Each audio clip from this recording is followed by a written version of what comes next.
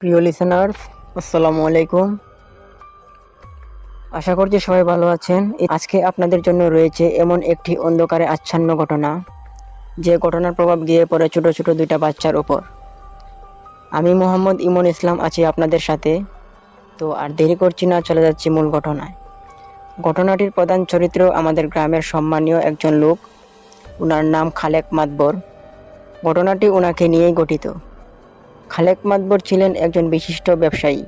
ওনার বয়স প্রায় 50 থেকে 52 বছর হবে। তো ঘটনাটি ধাবিত হয়েছে আমাদের বাড়ির দক্ষিণ দিকে ভাস্করখিলা নামক একটি দোষী জায়গা থেকে, যেটা আমাদের এলাকার একটা অংশ হিসেবে ধরা হয়। তো ওই অংশটা এমন ছিল যে কেউ কেউ এটাকে ভাস্করখিলা বিল বলতো, আবার কেউ কেউ এই অংশটাকে ভাস্করখিলা জঙ্গলও বলতো। তার কারণ ছিল এই যে জায়গাটার মধ্যভাগের একটা বেশ পুরাতন জলাশয় ছিল, যেটার চারপাশে কদম ফুল গাছ এবং অন্যান্য গাছপালা জন্ম হয়ে জঙ্গলের আকৃতি ধারণ করেছে। তো যাই হোক, আশা করি ঘটনাস্থল সম্পর্কে ধারণা করতে পেরেছেন। এখন চলে মূল ঘটনায়। ওই বিলে প্রতি বছর একবার ভরাডুবি পানি হতো। সেই পানির মধ্যে দেশি বিদেশি অনেক মাছ আসতো। জেলেরা তখন মাছ মারতো নৌকা দিয়ে, আর যখন বৃষ্টির সময় শেষ হয়ে যায়, পানি তখন শুকিয়ে যায়। তখন আমাদের গ্রামের সব ধরনের মানুষই মাছ ধরতে যেত।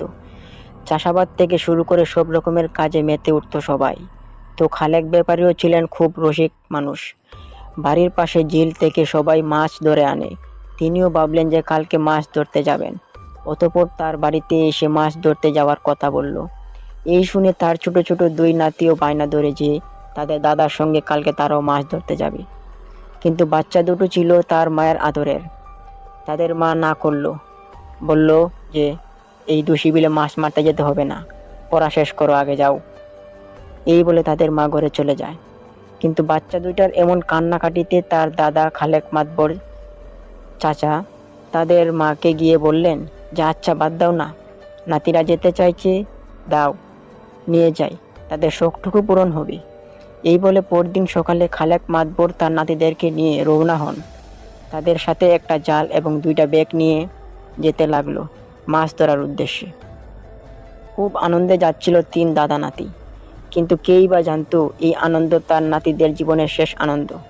যাই হোক, তারা মাছ ধরতে ধরতে বিলের সেই মধ্যভাগের জলাশয়ের নিকট পৌঁছে গেল।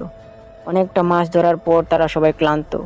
তিনজন ভাবলো সামনের জলাশয়টার কিনারায় গিয়ে একটু জিরিয়ে পরে আবার মাছ ধরতে নামবে। যেই কথা সেই কাজ, তিনজনও গিয়ে জলাশয়টার কিনারায় উঠে পড়ল। তখন ঠিক দুপুর বেলায় গা পুরানো সূর্যের তাপ, তা খুব অসহ্য বোধের কারণে তিনজনের অনেক সময় চিরালো। এক সময় খালেক মাতবরের ছোট নাতি দেখতে পেল তাদের পাশের জলাশয়টার মধ্যে একটা বড় মাছ কিনারায় এসেছে। তা দেখে সে দৌড়ে যায় এবং মাছটা খুব সহজেই ধরে ফেলে। তা দেখে খালেক মাতবর অবাক হয়ে যান এবং মনে মনে ভাবতে লাগলেন এই জলাশয়টার মধ্যে মনে হয় প্রচুর পরিমাণে মাছ পাওয়া যেতে পারে। এই বলে তার দুই নাতিকে নিয়ে জলাশয়ে নেমে পড়ে এবং প্রচুর মাছও ধরা পড়ছিল তাদের জালে। সাথে থাকা ব্যাগটি মাছে পরিপূর্ণ হয়ে যায়। এ দেখে খালেক মাতবর চাচা তার ছোট নাতিকে বললেন ব্যাগটা গিয়ে জলাশয়টার কিনারায় রেখে আসার জন্য। তার ছোট নাতি তাই করে ব্যাগ ভর্তি মাছ নিয়ে উপরে চলে যায়। তখন এইখানে শুধু খালেক মাতবর ও তার বড় নাতি দুজন মিলেই মাছ ধরতেছিলেন। তো এইভাবে মাছ ধরতে ধরতে হঠাৎ তাদের খেয়াল হয় যে তার ছোট নাতিকে তো যে মাছ দিয়ে পাঠিয়েছিল সে তো এখনো আসছে না। জলাশয়ের কিনারায় তো এত ঝোপঝাড় থাকার কারণে কিছু দেখাও যাচ্ছে না। কিন্তু খালেক মাতবর চাচা তাকে দেখতে না পেয়ে আর দেরি করলেন না। তার বড় নাতিকে নিয়ে জলাশয় থেকে উঠে পড়লেন এবং ছোট নাতিকে ডাকাডাকি করছেন। অনেক খোঁজাখুঁজির পর একটা ঝোপে দেখতে পেল তার মাছের ব্যাগটা কিনারায় পড়ে রয়েছে, কিন্তু সে নেই। এই দেখে তারা আরও ভালো করে খোঁজাখুঁজি করেন, কিন্তু ফলপ্রসূ কোনো লাভ হয়নি। পাওয়া যায়নি খালেক মাতবরের ছোট নাতিকে। মন ভরা দুঃখ নিয়ে খালেক মাতবর তার বড় নাতিকে নিয়ে বাড়ির দিকে চলে যাচ্ছেন। তখন বেলা দুপুর গড়িয়ে বিকেল হতে চলছে। বাড়িতে এসে খালেক মাতবর জিজ্ঞেস করলেন সে কি বাড়িতে এসেছে। বাড়িতে থাকা তার স্ত্রীও উত্তরে বলল আপনার সাথে গেল, এখনো তো আসেনি।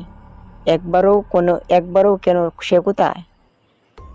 তার মায়ের মুখে এমন কথা শুনে খালেক মাতবরও আর বুঝতে বাকি রইল না। জোর জোর করে চোখের পানি ছেড়ে দিয়ে কান্না শুরু করলেন। এরকম অবস্থা দেখে সবাই হতবাক হয়ে পড়লেন। বলতে লাগলেন, কি হয়েছে, কি হয়েছে, এমন করছেন কেন? তিনি কোনো উত্তর দিতে পারছেন না। তখন খালেক মাতবরের বড় নাতি সব কিছু খুলে বলল।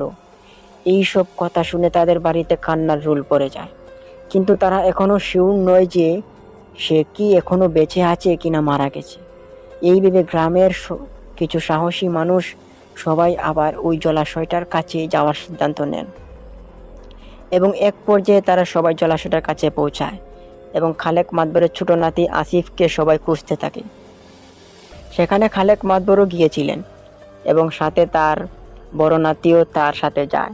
অতঃপর এত খোঁজাখুঁজির পর এক পর্যায়ে কারো একজনের নজরে যায় যে জলাশয়টার মধ্যভাগের দিকে কি জানি বেশি রয়েছে। সবাইকে বলার পর সবাই এসে দেখলো, কিন্তু দেখার পর কেউ আর বুঝতে বাকি রইল না। তখন খালেক মাতবর লাফ দিল, জলাশয়ে সাঁতরে গেল। সাঁতরে গিয়ে দেখলো তার নাতি আসিফ, কিন্তু সে মারা গেছে। এই দেখে তিনি তাকে কাঁধে নিলেন, নিয়ে জলাশয়ের কিনারায় আসলেন। এসে তিনি একবারে কান্নায় ভেঙে পড়লেন। কিন্তু তখন আর কিছু করার বাকি ছিল না। সবাই তাকে সান্ত্বনা দিলেন এবং তার ছোট নাতি আসিফের দাফন দেওয়ার ব্যবস্থা করছিলেন। সবাই আবার বাড়ি ফেরার উদ্দেশ্যে রওনা হন। বাড়ি ফিরে সবাই বলছিল যে ছোট বাচ্চা, তাও আবার পিশাচের হাতে মৃত্যু হয়েছে, দেরি করা ঠিক হবে না। এই ভেবে কেউ আর দেরি করলো না। সবাই প্রস্তুতি নিল দাফন দেওয়ার। তো কি ভাবছেন, ঘটনা কি এখানেই শেষ? না, ঘটনা যে আরো অনেক কিছু ঘটার বাকি। শুনতে তখন বুঝতে পারবেন। যখন সবাই রেডি হয় দাফন দেওয়ার, তখন তাদের খেয়াল হয় যে খালেক মাতবরের বড় নাতিকেও কোথাও খুঁজে পাওয়া যাচ্ছে না। তাদের পরিবারের মধ্যে এমনিতেই একটা সদস্য এইভাবে মৃত্যু হয়েছে, এখন আরও একজনকে পাওয়া যাচ্ছে না। আবারও কান্নার রোল পড়ে যায় তাদের বাড়িতে। এই সব দেখে সবাই দাফনের কার্যক্রম স্থগিত রেখে আবার বিলের দিকে রওনা হন। তখন আগের থেকে বেশ কিছু মানুষ বেশি ছিল। তো খুঁজতে খুঁজতে সবাই আবারও ওই দূষী জলাশয়ের কাছে পৌঁছে তারা সবাই যা দেখলো তারা কেউ কখনো আশা করেনি এমনটি। সামনে থাকা লোকজন দেখতে পেল কোনো এক মানুষের দেহ মাটিতে মাথা ঘেরে পা উপরের দিকে রেখে দিয়েছে। এইরকম পরিস্থিতি দেখে রাতের বেলায় কেউই আর সামনের দিকে এগোয় না। কিন্তু খালেক মাতবর তার নাতির এইরকম পরিস্থিতি দেখে দৌড়ে গিয়ে উদ্ধার করলেন। কিন্তু ততক্ষণে যা হওয়ার তা হয়ে গেছে। বেঁচে নেই খালেক মাতবরের বড় নাতিও। কিন্তু এর মৃত্যুটা তেমন সাধারণ ছিল না। সবাই দেখতে পায় খালেক মাতবরের বড় নাতির সারা শরীর ক্ষতবিক্ষত হয়ে আঘাতের চিহ্ন, এমনকি মুখের মধ্যেও বেশ বড় বড় নখের আঁচড়ের দাগ। এই দেখে কেউ আর কাঁধে নেয় না তাকে। তো এক পর্যায়ে 2-3 জনে ধরে কাঁধে করে বাড়িতে নিয়ে আসলেন। এখন এই রকম পরিস্থিতিতে আর সারা গ্রামের মানুষ কিভাবে বা নিশ্চিন্তায় থাকে। এদিকে খালেক মাতবরের পরিবার ভেঙে পড়েন। তাদের পরিবারের যেন কেউই আর কথা বলার শক্তিটুকু পাচ্ছে না। তখন গ্রামবাসী সবাই মিলে খালেক মাতবরের 2 নাতিকে একসাথে দাফন সমাপ্তি করলেন। এরপর থেকে অনেকে অনেকবার অনেক কবিরাজ আনিয়েছেন আসল তত্ত্বটা, রহস্যটা উদ্ধার করার জন্য। কিন্তু সব রকম কবিরাজদের উত্তর এমন ছিল যে এই বিলের যে জলাশয়ে তারা 2 জন ভাইকে মারা হয়েছে, এইগুলো এইখানে থাকাকালে পিশাচের কাজ। তারা খুবই ভয়ানক পিশাচ। তাই ভালো হয় কেউ ওই দিকটাতে যদি না যায়। এইরকম কথাবার্তা শুনে অনেকের কৌতূহল বেড়ে যায়। এই জলাশয়ের বিষয়ে তো দিনের বেলায় সবাই দলবদ্ধভাবে গিয়ে ওই জঙ্গলের গাছপালা পরিষ্কার করত। যেহেতু নিজেদের এলাকা, নিজেদের একটা ব্যবস্থা করতে হবে। তো এক পর্যায়ে জঙ্গলটা দলবদ্ধভাবে একবারে পরিষ্কার করে দেওয়া হয় এবং কবিরাজদের পরামর্শ অনুযায়ী সঠিক নিয়মে বিলের মধ্যে কাজ করা হয়। এখন সব ঠিক হয়ে গিয়েছে, কিন্তু এলাকার মানুষ এখনো এই জঙ্গলের পাশ দিয়ে কেউ যায় না। তো বন্ধুরা, এই ছিল আজকের একটি মর্মান্তিক ও দুঃসহ ঘটনা।